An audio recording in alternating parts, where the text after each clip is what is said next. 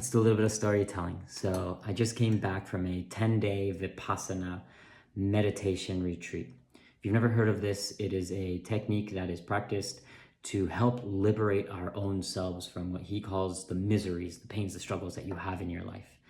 And I want to share this experience because, one, I think that this is something that can really help you. And two, this is something that maybe you didn't even know existed, so kind of give you a little bit of information. My experience with it was, of course, you start meditating at about 4:30 in the morning and you're doing long sittings for long periods of time. And in the beginning, it was really more about the physical aspect of learning to sit still for quite a bit of time. So that became quite a bit of challenge. Towards the end, it got better. And I definitely, at the beginning, my lower body just going numb. Towards the end, absolutely not. So that was wonderful. But halfway through, it becomes really an emotional game, right? A really mental game of they just want me to be here and to sit and be miserable and I can't talk to anybody, and it could be kind of go into this whole mental structure of your mind.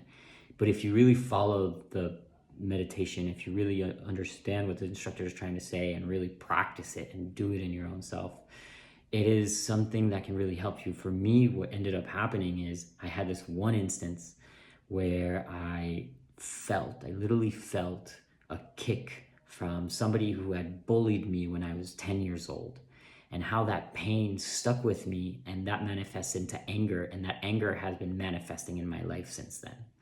And so that has continuously created this kind of snowball effect of anger, not only inside me, but also created and done to harm others.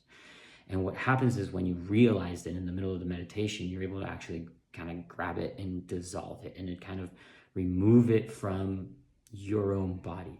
And so what he calls this is this process of going in and doing your own liberation, finding what the mental patterns of your mind are and freeing yourself from them. And so that was one instance for me that was truly life-changing. I really cried as soon as that meditation was over.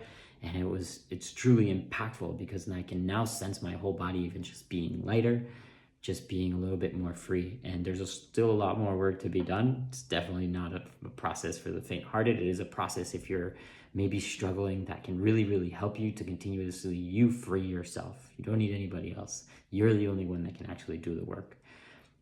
And so maybe you've heard of Vipassana and you've wanted to try it before. If you haven't, I definitely say go look up what the information about it is. There's centers all over the world. And it is a technique and is now a tool that I possess that I'm going to continue to use to continuously practice to free myself from the patterns that I have, from the things that I'm doing that I either, doing because of pleasure in a bad way or maybe trying to avoid.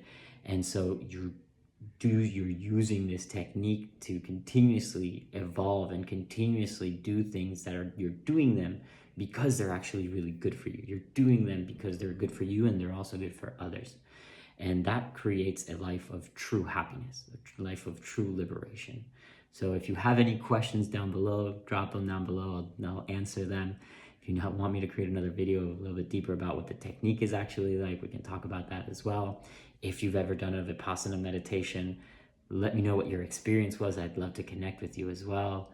And just continuously know that you can practice this at any moment, at any time. You do the work, you liberate your own self just by being still, just by breathing, and just by understanding what are the patterns in your own mind.